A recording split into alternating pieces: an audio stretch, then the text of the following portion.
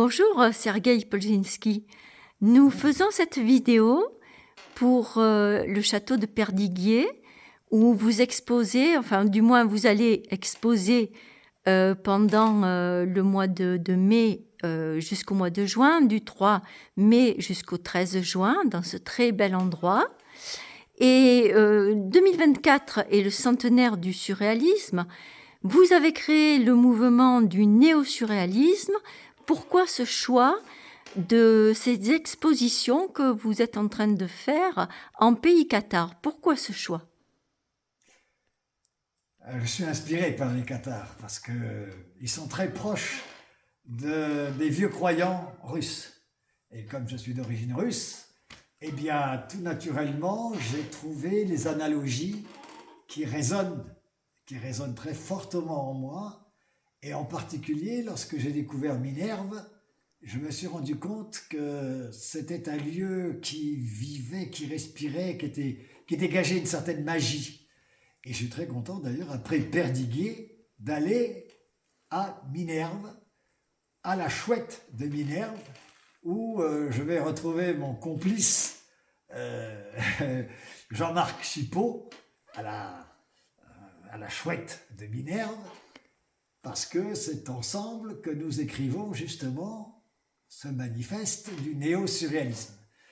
Le néo-surréalisme, c'est un prolongement. Lors du centenaire du surréalisme, on va trouver un prolongement pour le centenaire qui vient. Voilà. Donc, il est clair qu'actuellement, nous sommes dans une situation de recherche, de travail philosophique, et que nous allons accoucher d'un mouvement qui, j'espère, sera aussi riche, avec peut-être moins d'antagonisme que ne l'était le surréalisme. Et voilà, donc c'est une manière de fonctionner qui est nouvelle, qui correspond aux besoins sociaux. Et c'est en cela que le surréalisme est dépassé aujourd'hui, puisque par le néo-surréalisme, nous entrons dans le vif du sujet du vécu. Les gens vivent une situation qui, à certains moments et certaines fois, est très difficile. Donc, nous arrivons, avec le néo-surréalisme, à accompagner les personnes qui sont intéressées, qui se reconnaissent dans ce mouvement. Voilà. Alors justement, parlez-nous un petit peu de la technique de l'abstraction onirique qui sous-tend naturellement le néo-surréalisme.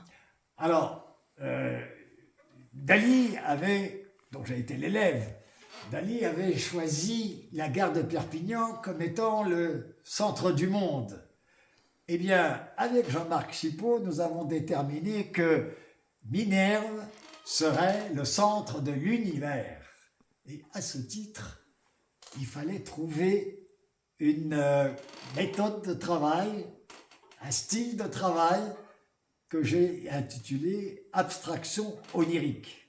L'abstraction onirique m'est venue progressivement, et en particulier des tableaux qui représentent le lac Baïkal, d'une part, et aussi la situation des Cathares persécutés à Minerve, entre autres, et dans toute l'Occitanie, cette fameuse croisade des Albigeois dont on n'en parle pas beaucoup en ce moment, et beaucoup de gens les ont déjà oubliés. J'essaie de ressurgir avec le surréalisme. Le néo-surréalisme permet une ressurgence, et sans complaisance. Vous voyez ce que je veux dire. Alors, parlez-nous un petit peu de ce tableau qui est à votre gauche. Ça, c'est un tableau qui s'intitule « Dieu reconnaîtra les siens ». Ça a été dit à la cathédrale de Béziers, où les Cathares ont été incinérés de leur vivant. Et ça a été un moment très très dur. Et là, il y a une controverse sur qui est l'auteur de ces textes, de cette parole, de cette phrase terrible, mais peu importe. C'est les croisés qui l'ont exprimé, et c'est ainsi qu'ils ont qu'ils ont persécuté les hérétiques, comme ils les appelaient, les sujets d'un divorce que Rome n'a pas supporté, et c'est pourquoi la croisade a été organisée. Voilà.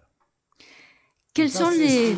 C'est ce qui illustre la cruauté et la volonté de détruire cette très belle philosophie que sont les Cathares, avec leur méthode et leur façon de vivre, et qui était en rupture avec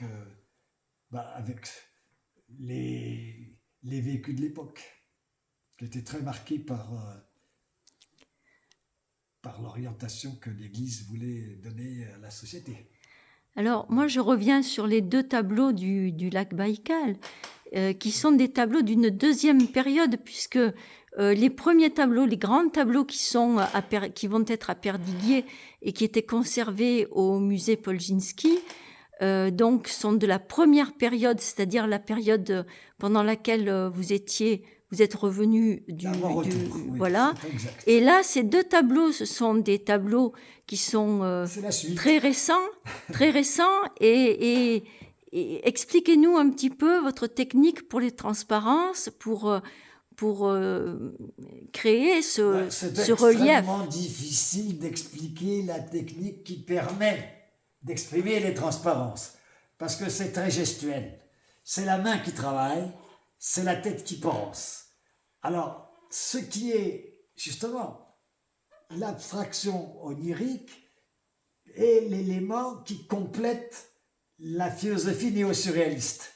Parce que le surréalisme, d'après André Breton, qui considérait que les peintres n'avaient pas grand-chose à dire, donc ils ne devaient surtout pas s'exprimer, autrement qu'avec la peinture, eh bien, il y avait une espèce de mise à l'écart de ceux qui voulaient s'exprimer avec des mots. Et c'est très difficile pour un peintre de s'exprimer avec des mots. Ce qui veut dire que l'abstraction onirique permet une expression sensitive qui joue sur les pulsions, sur les attractions, sur les rejets et en même temps les acceptations que le regardeur lui-même fabrique en regardant le tableau. Et c'est une technique très particulière où Marx Ernst est intervenu parce qu'il faisait du grattage. Moi, je fais un grattage différent, mais inspiré quand même de Marx Ernst, lequel avait voulu convaincre Dali d'utiliser le grattage, mais Dali a refusé, ça ne lui convenait pas. Il ne voulait pas griffer la toile, alors que moi, je ne griffe pas la toile, mais je fais des transparences successives par des mouvements, par des gestes, par des aplats, par de la dilution, voilà, qui fait qu'on entre dans le tableau, comme disait Dali, si tu entres dans le tableau, tu as gagné. Mais c'est pas si facile. Le regardeur, en général, est tenace. Bien sûr. Voilà. Quelles sont les prochaines expositions dans le Languedoc? Eh bien, il y a Minerve. Oui. La chouette de Minerve, de chez Jean-Marc Chipot. Au mois d'août? Voilà, au mois d'août. Mais avec Jean-Marc Chipot, on a un caravaning en tant que complice. On se déplace avec en bagage le néo-surréalisme. On essaye de répandre cette philosophie auprès de ceux qui se sentent concernés, qui se reconnaissent, et de démarrer comme ça la formation d'un groupement, parce qu'on est quand même beaucoup plus fort en groupe que seul. Alors, je crois que vous avez une belle tournée également qui s'annonce sur la Côte d'Azur, avec notamment une exposition au Negresco, à l'hôtel Negresco à Nice, de Nice au profit d'enfants malades, d'enfants handicapés, pour la construction d'une aire de jeu pour eux sur le toit de l'hôpital, puisqu'ils ne peuvent pas sortir de l'hôpital. Donc là, il y a effectivement un rassemblement de personnes qui peuvent apporter leur soutien, leur aide, et la vente des tableaux, de mes tableaux, va permettre d'alimenter en partie justement ce projet. C'est un très très beau projet auquel j'adhère complètement. Je suis Et très flatté qu'il m'ait confié le parrainage. Voilà, donc ça c'est bien. donc il y a deux soirées de gala au Negresco, Oui. une au mois de juin et une au mois de juillet, période pendant laquelle vous serez également à Saint-Jean-Cap-Ferrat. Alors Saint-Jean-Cap-Ferrat, avec son Eden Rock, c'est une espèce de mythe rêvé que j'ai toujours éprouvé en circulant sur la côte. Je suis niçois, je connais bien évidemment toute cette partie de la France méditerranéenne, et c'est vrai que aller à Saint-Jean-Cap-Ferrat chez les riches, c'est quelque chose de très valorisant pour moi. Je suis très ravi, je suis vraiment très content, parce que je sais qu'il y a des gens qui peuplent Saint-Jean-Cap-Ferrat. Des personnes qui ont la chance, par leur travail peut-être, par d'autres moyens, qui ont les moyens financiers de se détendre et de se sentir bien.